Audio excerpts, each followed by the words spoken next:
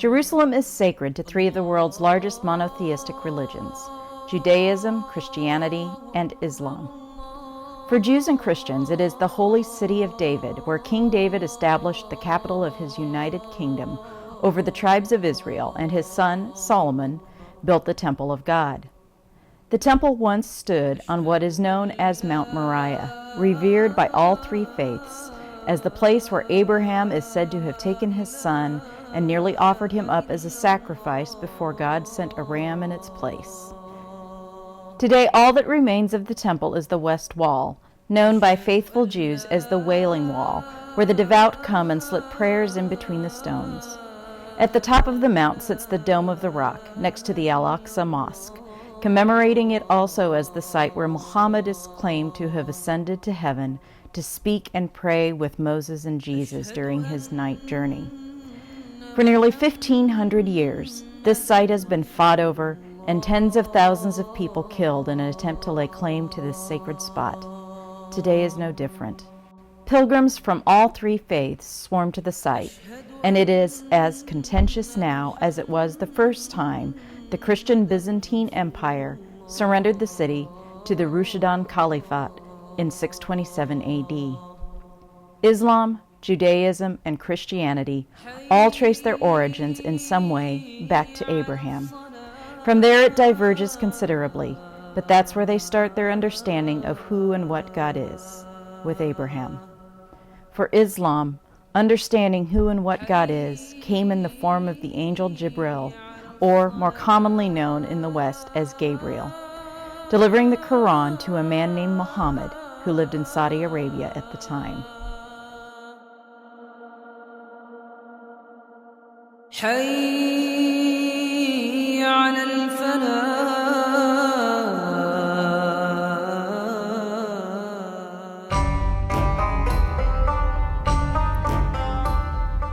The Prophet Muhammad was born and raised in the city of Mecca in Saudi Arabia, an orphan who worked most of his adult life as a merchant.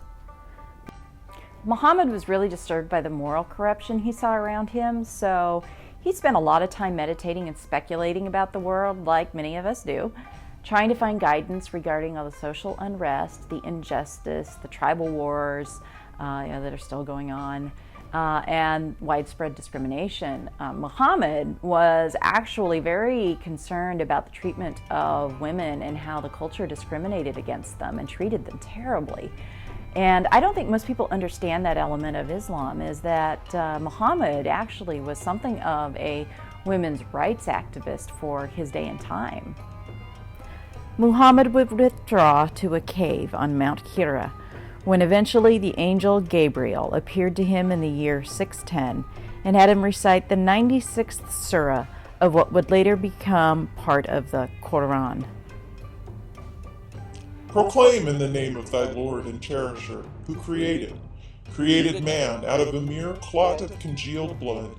Proclaim, and thy Lord is most bountiful, who taught the use of the pen, taught man that which he knew not. Surah 96, the Holy Quran. Well, initially Muhammad was really perplexed by the experience, but his wife's cousin, who was familiar with Christian and Jewish scriptures, convinced him that this was the angel Jibril, and we know him as Gabriel, and that the message he had received was from God, or in Arabic, Allah. It would be another 3 years before the angel Gabriel would reappear and set him on the path to beginning his public ministry, the primary motivation of which was to warn unbelievers of their impending punishment at the Day of Judgment. Muhammad had kind of a rocky road at first. His first converts were, of course, family members. His wife, his 10-year-old cousin, Ali ibn Abi Talib, his best friend, Abu Bakr, and his adopted son, Zayd. Well, when he first started publicly preaching, the inhabitants of Mecca mostly mocked or ignored him, kind of like what we do with a lot of street preachers these days, until he began to condemn idol worship and the polytheistic traditions of the area's forefathers. Very similar to how when Paul went to Athens preaching and got in trouble and got stoned, because he threatened the economic structures of the Roman pagan system, because the temples were also being used as banks. So when people stopped going to the temples because they stopped worshiping pagan deities, they also stopped going to the banks, and that caused an economic crisis for the city. Well, Muhammad became a threat to the local tribes and rulers of Mecca, whose wealth rested upon the Kaaba, the focal point of Meccan religious life. The Kaaba, the holiest site in all of Islam. Its construction predating Islam by many centuries or even possibly thousands of years. No one's quite sure. The Kaaba during Muhammad's time was dedicated to Hubal, a Nabatean deity, and contained 360 idols which either represented the days of the year or were effigies of the Arabian pantheon. Once a year, tribes from all around the Arabian Peninsula would converge on Mecca to perform the Hajj, which is the Arabic word for pilgrimage. The Kaaba was thought to be at the center of the world, with the gate of heaven directly above it. The Kaaba marked the location where the sacred world intersected with the profane, and the embedded black stone that resided inside was a further symbol of this, a meteorite that had fallen from the sky, linking heaven and earth. According to the Quran, the Kaaba was actually rebuilt by Abraham, and like the temple in Jerusalem, it's supposed to reflect a house in heaven. Well, the Quran claims that it was originally built by the first man, Adam, and it's believed that it's the first building ever built on earth. Abraham and Ishmael rebuilt the Kaaba on the old foundations, but most of the pagans were unaware at the time of Muhammad's regard for the Kaaba, and so the city leaders became very fearful that this new religion would cause people to stop their annual pilgrimage, and that would be disastrous for the city economically. So it wouldn't be until much, much later that they would realize Muhammad's new religion of Islam was actually going to be no threat to the practice of the Hajj, or the Great Pilgrimage, and in fact would insist that all Muslims go on the pilgrimage at least once in their lifetime. Well, once that fear was removed, conversion became much easier. But that understanding didn't come to fruition for another decade at least. Under the threat of deadly persecution, Muhammad suggested his followers find refuge among the Christians in Abyssinia under the protection of the Ethiopian emperor. Muhammad himself was protected due to belonging to the powerful and noble clan of Banu Hashim, who claimed direct ancestry to Ishmael, Abraham's eldest son, through Hagar. Muhammad's life was never in danger as long as his uncle, Abu Talib, was alive, but that all changed in 619 when his uncle died, and clan leadership passed to a man named Abu Lahab, who was an enemy of Muhammad's. So Abu Lahab withdrew the clan's protection, which would cause Muhammad to go in search of a new home and a base of operations, which he eventually did find in the nearby city of Medina. It was around this same time Muhammad experienced the night journey, referred to in two parts as the Isra and Miraj. This physical and spiritual journey that occurred over the course of a single evening is briefly described in the Quran, Surah 17, and from the Hadith, which is a collection of the reports of the teachings, deeds, and sayings of Muhammad. Exalted is he who took his servant by night from Al-Majid al-Haram to Al-Majid al-Aqsa, whose surroundings we have blessed, to show him of our signs. Indeed, he is the hearing, the seeing. Surah 17, verse 1, the Holy Quran. Well, in the initial, or the Isra portion of this journey, Muhammad travels on the steed Barak to the farthest mosque, Al-Aqsa in Jerusalem, where he leads the prophets, most notably Moses and Jesus. Yes, Jesus is a prophet in Islam, in prayer. He then ascends to heaven in the second part of this journey, which is called the Miraj, where he speaks to God. And God gives Muhammad instructions to take back to the faithful regarding the details of prayer. And that's why initially Muslims turned toward Jerusalem for prayer as a result of this journey. Instead of Mecca, they originally were turned towards Jerusalem. In Medina, he was welcomed in to help arbitrate tribal and blood feuds, primarily between the Arab and the many Jewish tribes that resided in Medina. Leaders also hoped that the new faith would help Medina win supremacy over Mecca, which they were jealous of, due to it being the site of the pilgrimage to the Kaaba. Muhammad began by establishing a new constitution, the First Islamic State, though several ordinances were aimed at winning over the wealthy Jewish population. The Jews were not so easily won over, however, and rejected Muhammad as a prophet, since he was not a descendant of David. Muhammad really thought initially that the Jews and Christians were going to be his easiest converts because of the shared traditions, the characters, and the prophets. That turned out to not be the case. The Christians and Jews rejected Muhammad's teachings and actually became some of his fiercest opponents in the beginning. And so, not coincidentally, as his political backing and his proselytizing shifted away from the Jews to the pagan Arabs in much the same way Paul's preaching went from the Jews to the pagan Gentiles, Muhammad also changed the direction of prayer toward Mecca and the Kaaba, reciting the Al-Baqarah Surah. We will surely turn you to a direction with which you will be pleased. So turn your face toward Al-Masjid Al-Haram, and wherever you are, turn your faces toward it. Indeed, those who have been given the scripture well know that it is the truth from their Lord, and Allah is not unaware of what they do. Surah 2, verses 143 to 144, the Holy Quran. As more Muslims converted and immigrated to Medina, they faced the growing problem of having been economically uprooted and had all their possessions confiscated by the Meccans. They resorted to raiding and attacking Meccan caravans and eventually full-on armed conflict that Muhammad endorsed when he delivered Quranic verses permitting Muslims to fight the Meccans.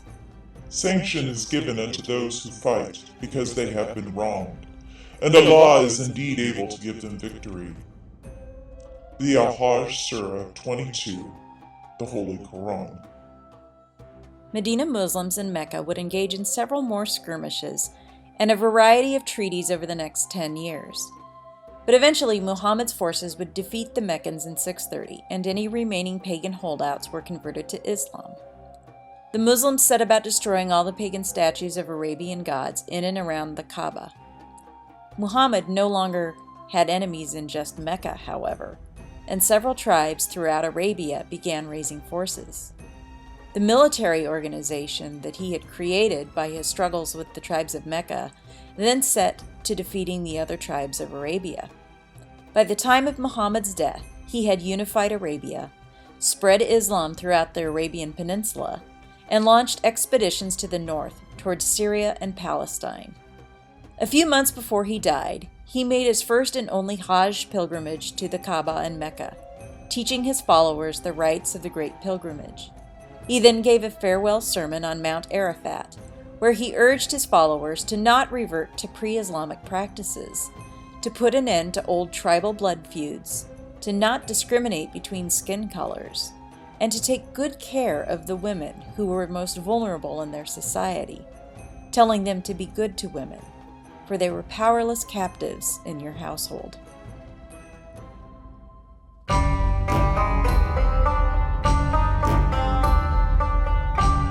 With Muhammad's death, disagreement broke out immediately over who his successor would be. Abu Bakr, Muhammad's friend and collaborator, was named the first caliph, which simply means successor in Arabic, though there were many who felt that Muhammad had named his cousin Ali as his successor at a speech he gave in Ghadir Khumm.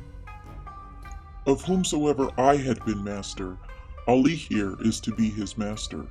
O Allah, be a supporter of whoever supports him and an enemy of whoever opposes him, and divert the truth to Ali.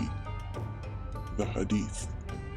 Well, here are the beginnings of what will eventually become the Sunni-Shia split, which I'm sure you've all heard of the difference between Sunni and Shia Muslims. Well, Abu Bakr's backers claimed that the speech Muhammad gave about his cousin Ali was not an announcement of succession, but was only to hold his cousin Ali in high regard. So they argued that Muhammad deliberately declined to designate a successor, as Muhammad endorsed the traditional Arabian method of shura, or consultation, as the way for the community to choose leaders. And this would be the argument of the Sunni. Designating one's successor was the sign of kingship, which the independence-minded tribesmen disliked, and they did not want to consider Muhammad or his successors as kings. So this becomes a very divisive issue among the followers of Islam. So what do you do if you've been named the leader, or in Islam the caliph, and there is dissension? Well, you of course launch a military campaign to squash those who disagree with you and might challenge your power. These campaigns would become known as the Ridda Wars, or the Wars of Apostasy. The rebels were quickly defeated, however, and reintegrated into the caliphate, with Muhammad's cousin Ali submitting and giving his allegiance to both Abu Bakr and his next two successors. The Ridda Wars eventually led to Muslim expansion, led by Bakr, into the remnants of Sassanid Persia, as well as the fringe territories of the Byzantine Empire.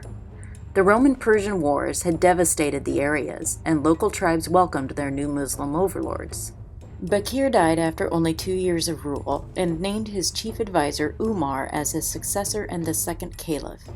Under Umar, the caliphate expanded into Egypt, Syria, Persia, and Jerusalem. And surprisingly, Islam really didn't meet with a lot of resistance as it initially expanded, especially in areas that were under the Eastern Orthodox Christian Church and were not very happy with the Byzantine Empire rule that was based in Constantinople in Turkey, because the church, the Byzantine Empire, had declared these other Christians to be heretics and were being persecuted.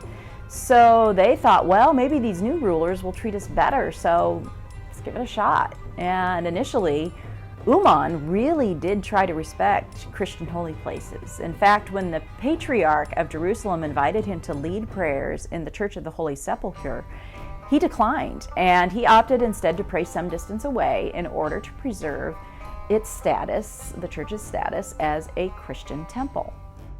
Umar died in 644. The victim of an assassin's dagger while leading the dawn prayers in Medina. Uthman, Muhammad's son-in-law, became the third caliph. While Uthman continued Islamic expansion into Iran, North Africa, the Caucasus, and Cyprus, Uthman is best known for what was at the time one of his most controversial acts. Uthman canonized the Quran. Just like in Judaism and Christianity, there were a lot of different Muslim centers that were arising, like in Kufa and Damascus, and they had begun to develop their own traditions for reciting and writing down the Quran. And Uthman was afraid that this newly formed Islamic empire would just fall apart in religious controversy if it didn't have a universal sacred text recognized by all Muslims. So by the end of his reign, a committee, shockingly a committee, produced a text, and Uthman had it copied and sent to each of the Muslim cities and garrison towns, commanding that variant versions be destroyed. This, not shockingly, created some controversy, and devout believers thought that his actions were high-handed and accused Uthman of tampering with the sacred book. Rumblings of discontent began in Egypt as rebels began once again siding with the idea that Muhammad's cousin Ali should have been the rightful successor, and that Uthman was an illegitimate caliph.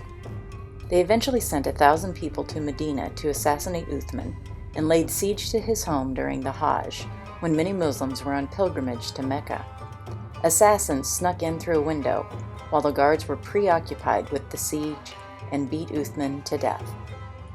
Medina, now a large city and the capital of an empire stretching from Africa to Central Asia, fell into chaos.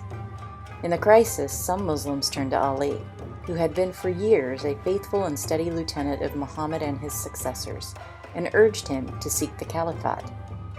Ali at first refused, horrified by the assassination of Uthman, not wishing to appear to be profiting from the situation. But his supporters persevered, and Ali finally allowed himself to be proclaimed caliph. Some opponents at the time claimed that he was behind the murder of Uthman, or at the very least, had been negligent in seeking the murderers. Okay. Well, ultimately, Muhammad's cousin Ali was not able to completely put down all of the dissenting groups and wound up seeking a compromise with his Sunni opponents. But this so shocked some of his die-hard Shia supporters who saw it as a betrayal and struck him down in 661. Yeah, he was struck down by his own men, his own followers, his own supporters that had spent so much time and effort trying to get him into this caliph position, assassinated him. And one of those primary opponents, one of those primary Sunni opponents was Uthman's cousin and the governor of Damascus, with the family name Umayyad, who declared himself the caliph. And Ali's two eldest sons were eventually killed in suspicious circumstances, poisoning and that kind of thing. So the Umayyad dynasty of Sunni Muslims came into being. But because Ali's youngest son, also named Ali, survived, he continued to be viewed by Shia Muslims as the rightful caliph, but lacked the power and the strength to regain much in the way of political strength. For the next several hundred years, many Islamic dynasties would rise and fall, ending at last with the final and most powerful dynasty, the Ottoman Turks.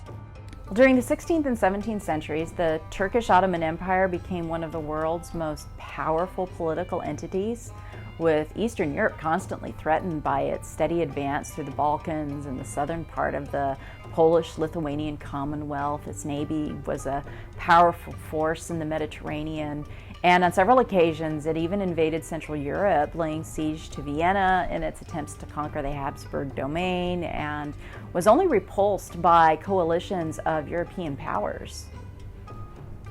The dissolution of the Ottoman Empire was a consequence of World War I, when Allied forces, together with the Arabs, eventually defeated Ottoman forces in the Middle East that had sided with the losing Central Powers. At the end of the war, the Ottoman government collapsed and the empire was divided among the victorious powers. Subsequent years saw the declaration of new states from the remnants of the Ottoman Empire.